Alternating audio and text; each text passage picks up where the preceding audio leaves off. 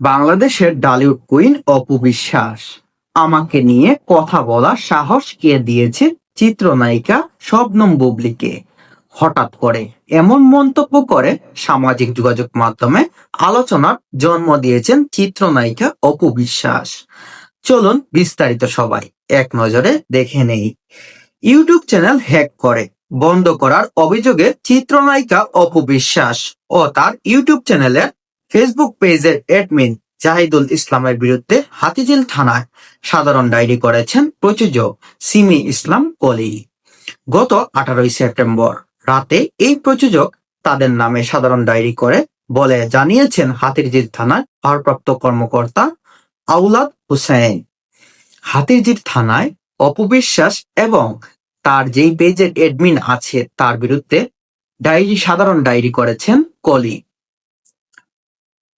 বিষয়টি নিয়ে এতদিন চুপ থাকলেও এবার মুখ খুলেন অপু বিশ্বাস। বৃহস্পতিবার এক সংবাদ মাধ্যমে তিনি বলেন, আবেদনকারী তো আমার যোগ্যতাই নয়, তার সম্পর্কে কি বলবো। আমার অ্যাডমিনের যোগ্যতার কাতারে সে, তাই আমার অ্যাডমিনই বিষয়টি দেখছে। আমার চ্যানেলের কন্টেন্ট চুরি করে তিনি আবার আমার বিরুদ্ধে জিডি করেন, এটা হাস্যকর। তার চ্যানেল তো সাসপেন্ড করেছে ইউটিউব কর্তৃপক্ষ, এখানে আমার কি করার আছে।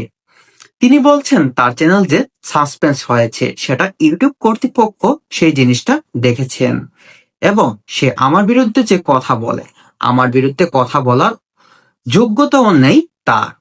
অপবিশ্বাসের অ্যাডমিনের কাতারে পড়েন কলি। অপু বিশ্বাস আরো বলেন, শুনেছি আমাকে হেয় করে কথা বলেন তিনি।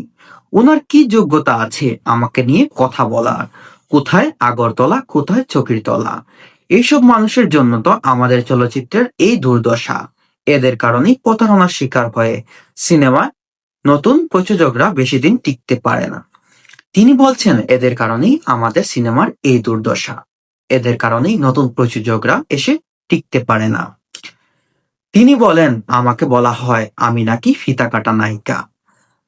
আরে যোগ্যদের তো এ ধরনের অনুষ্ঠানে ঢাকা হয়। তারকা ভ্যালু কারণেই আমাদের মতো তারকাদের দিয়ে এ ধরনের অনুষ্ঠান করা হয়।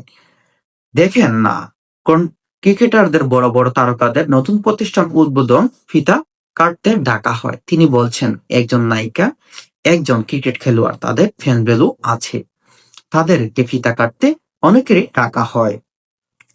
এ চিত্রনায়িকা প্রশ্ন রেখে বলেন, তাহলে তাকে ডাকে না কেন? কারণ উনার তো যোগ্যতা নেই। আমাকে নিয়ে কথা বলার সাহস কে দিয়েছে?